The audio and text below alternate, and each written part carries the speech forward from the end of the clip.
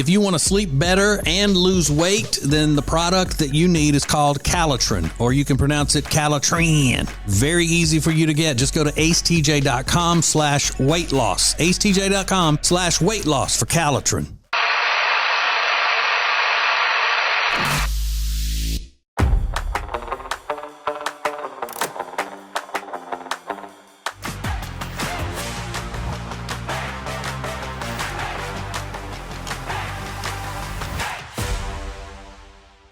Well, hello, lovely peoples, and welcome to my kitchen once again.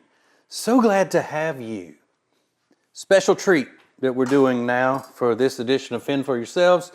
A good old-fashioned crawfish dip. Now, don't turn it off. Don't get scared if you're not a Louisiana person.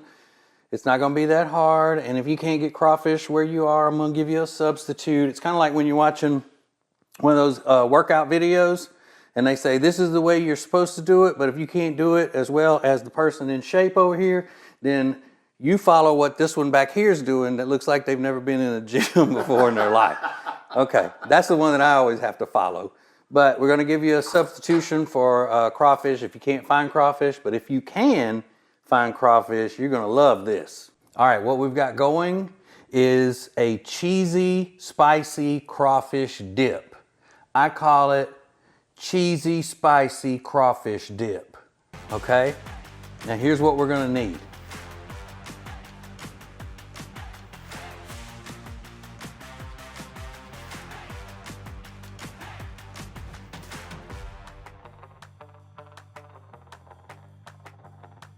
We got 8 ounces of shredded sharp cheddar cheese. Now, I did not shred all of that cheese. I bought a package of shredded cheese and I dumped it on that paper plate. So don't feel like you got to stand here with a cheese grater and do it yourself. 1 pound of crawfish tails. 8 ounces of cream cheese, cubed and softened. 8 ounces of sour cream. 2 tablespoons of diced jalapenos, and these are the kind from the jar, the pickled kind. A tablespoon of butter, about 1/4 cup of green onions, finely chopped, and Creole Seasoning. Now I'm using this one as just to mix it up a little bit. This one is, as you can see, called Slap Your Mama. And what we usually use is Tony Chachere's Creole Seasoning. Both are genuine products of Louisiana, and I just thought I'd mix it up, no special reason, on the crawfish dip that we are doing tonight.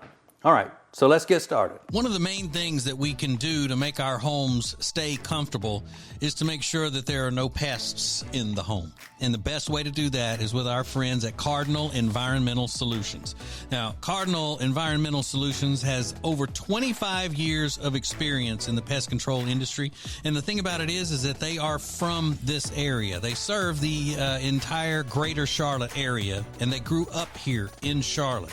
They raise their families here in Charlotte. They understand the climate, the soil types, all of the various pests that invade our homes, and they even deal with the bad mosquitoes that we have. So if you need someone to take care and make sure that your house is bug-free and rodent-free, then you need Cardinal Environmental Solutions. They're very easy to find. Just go to acetj.com/cardinal, acetj.com/cardinal, and start living pest-free today with Cardinal. All right, we're going to start by chopping the green onions. Some people call them scallions. Some people call them green onions. I call them green onions. So when you get them, you want to wash them thoroughly. And you'll see they'll be dirty because they come out of the ground. They're what you call roots. So you got to wash them up really well. All right, so we're going to start. We just take that fuzzy part off of it at the top. Get the hair off of it, is what we say. And then I usually just take them and even them out like that, and then go to the end, because we're going to use the white and the green part, and I'm going to make that even, okay? So I'm going to get rid of this. And we need 1/4 cup, and I'm just guessing that it might be 3 of these. Not certain, but just gonna guess, and then just start chopping. Run your knife through it like this. Some people start at the other end. Doesn't matter to me how you start, as long as you don't cut your finger off somewhere in the process of doing this, you'll be all right. That's all I care about, y'all, is your safety. Safety first. And then I normally wouldn't have to move it like that, but I'm just making sure that the camera's getting all of it. All right, then pile it up like this. And then run your knife through it again, like we did on the onion chopping episode. And you pile it up and then go through it again. Okay?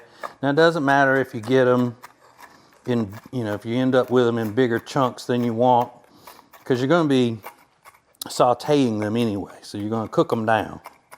So it'll be all right. Chop it up. Chop it, chop it, chop it, chop it. On my new cutting board that I've been flexing on y'all. Give it a little more if you want to do that. Got onions flying up on me. I'm being attacked by the onions. No. All right. Does that look like a quarter cup? Mm-hmm. Let's see. See how close we came in the eyeballing of it. Look at that. Say pretty close. Mm-hmm. Look at me. Look at me, y'all. Okay, now it's time to deal with the crawfish. You're like, crawfish? Or maybe you even call them crayfish. If you call them crayfish, then it's safe to say that you've probably never eaten them. Because we don't call them crayfish, we call them crawfish. Now, this is the crawfish tail meat, right? It's the little part that we peel the tail, put it when we're having a crawfish boil, and move forward. I had these in my freezer. These were frozen tail meat from my freezer. But if you live in a big city, and it's, if you don't live in Louisiana, but you live in a big city outside of Louisiana, they may have them at the fancier grocery stores. I mean, I've seen them at Publix, grocery stores, and they're about $17 a pound, but you still got them. And this dish that we're doing today is going to be worth $17 a pound, crawfish, I'm telling you. But if you, and this is what they look like. Look, they look like, kind of in the shrimp family. Is that, you got this camera on top? Okay. So you see them. Now, when you buy them frozen or you freeze them yourselves, you do it after they've been cooked. So this is fully cooked. I'm not going to eat it like that. Okay? Kidding. I just hit the microphone too, so sorry. Now, if you can't deal with the crawfish, here's what you do. Get some medium shrimp, small to medium shrimp, and make sure that they're deveined and peeled. Now, where I get shrimp in a regular big city grocery store, they're called easy peel shrimp. So get the smaller ones and peel them, wash them, and then all you do is get about a tablespoon and a half of butter and cook them in a skillet. And shrimp are very easy. You put them in the hot skillet and you just turn them once. As soon as they turn pink, get them out of there, right? Get the shrimp out as soon as they turn pink. They call that having a built-in thermometer. And you can overcook shrimp pretty easily. Don't do that. As soon as they turn pink, get them out. Then you will be at the stage that we are right now with the crawfish. So what we're going to do is rough chop these. See, because they are, pieces of them are pretty big. And that's going to be big pieces to be in a dip to try to control, with a chip. So we're just going to rough chop them. Nothing fancy, just kind of go in there and make them smaller pieces because we still want them to be chunks. We want the chunks of the crawfish. We just don't want like whole big tail crawfish, trying to fit in with the other stuff in the dip, all right? So just a quick rough chop like that. All right, now we're ready to go. It is time now to cook. All right, it's time to bring the fire. Fire! All right, here we go. We're gonna go like a medium heat on this. Let me get that going right there. Now, I could be, if you have a big skillet, you could use that. I'm not real confident in the size of my skillet. I know it sounds like a personal problem. So I'm going back to this kind of like a small pot, half skillet thing, non-stick. I sprayed it with cooking spray, non-stick cooking spray. So we're gonna let that heat, and when it gets to its proper temperature, then we're gonna start sauteing. All right, we're ready. Actually, we're past ready because I'm not gonna lie, Mr. Todd and I were messing around taking some pictures that we're gonna use to promote this episode, and I forgot I had the pot going on the heat. So I take it off the heat for a minute, let it cool down. So don't do that. All right, here we go. We got our tablespoon of butter. Let's melt that up. We're gonna soften these green onions because you know I hate biting down and crunching into an onion. I hate it. So we're gonna just saute those up a little bit, get them soft.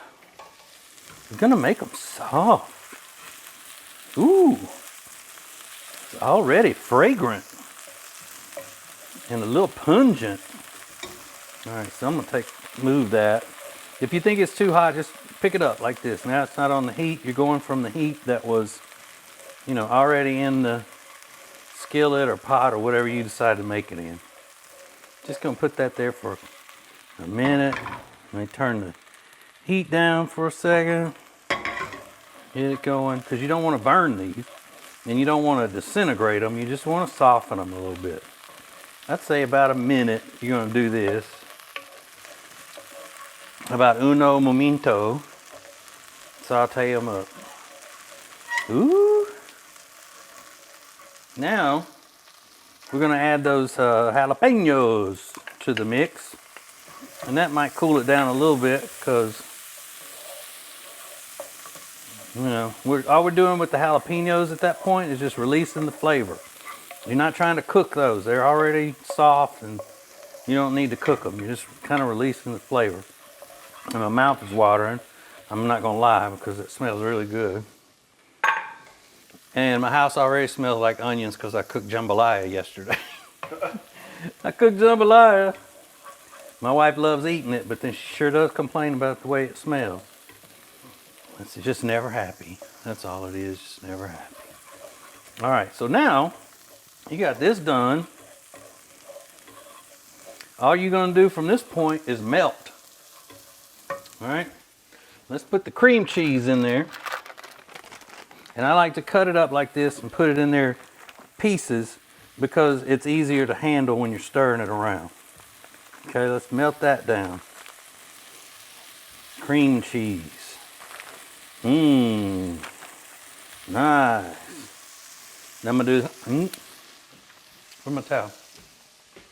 On the dishwasher? Oh, no, this one. All right, so stir it around, get that going over the low fire. You hear the sizzle, that's okay. Just remember you gotta sell the sizzle as well as the steak. Even though we're not having steak. And let's go ahead, well, goes another onion. Let's put the cheese in it.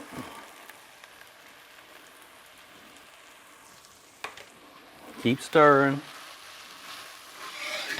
Take it off the heat if you need to move it. If you feel like it's getting too hot, keep stirring it around. Now we're good. Get it to about this consistency where everything's starting to blend together, and it looks just nasty and trashy right now. This looks disgusting. So then we're going to come in and go for that sour cream. This is going to help liquefy it a little bit, turn it into a dip. And I know y'all like my tiny rubber spatula. You know you like that. Keep stirring. Stir it up.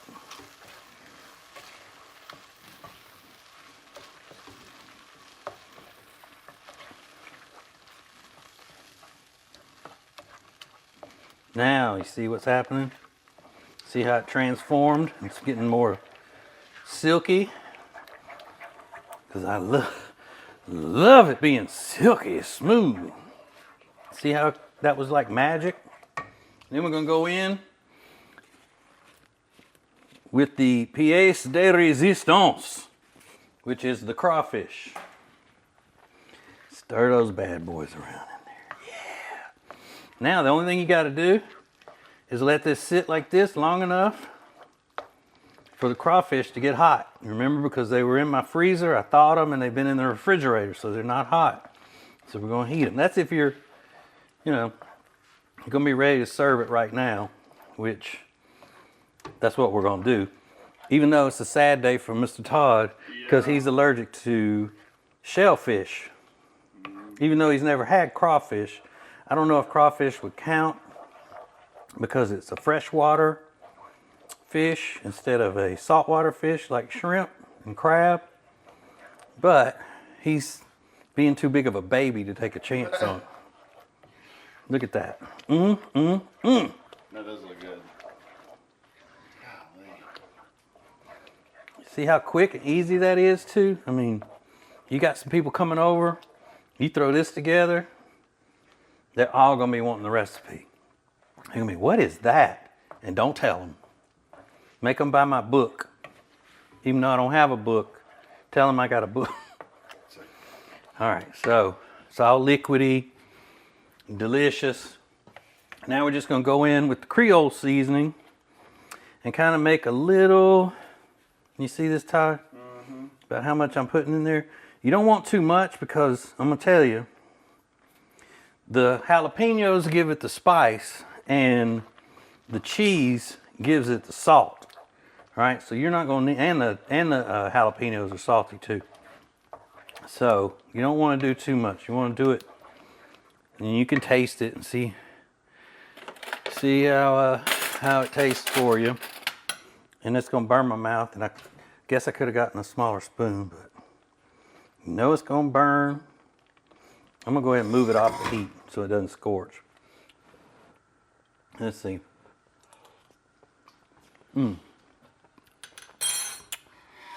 Oh my goodness. Let's let it go a little bit longer. But wow, that's really good. I hate to brag on my own cooking, but it's good. So let this sit here and bubble up for, I don't know, 5 minutes or so on a very low simmer. Turn it down and let it simmer for a little bit. Simmer down, simmer down. And then I may need a pinch of salt on it from when I tasted it. Maybe just like that much. And you know, we're getting close to the end of preparing the dish when I done started sweating. And I'm sweating. Okay, now let me taste it again. Go in with this. I'm trying to be sanitary. If I was cooking this for other people, I wouldn't put the spoon back in it.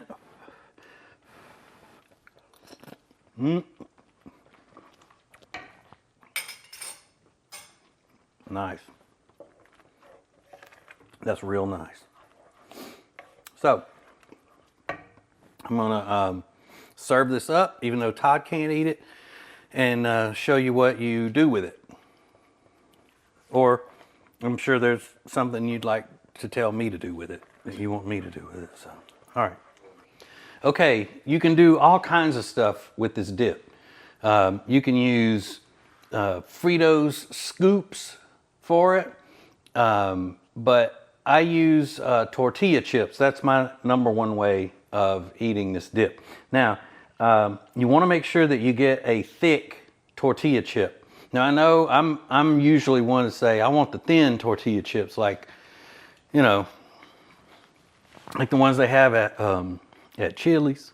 You know, Chili's has those paper thin tortilla chips, but this, since it's got meat in the dip and it's a thicker cheese dip, you want a heavier chip. So just set it out and go at it like this. All right, you see that? How good that looks?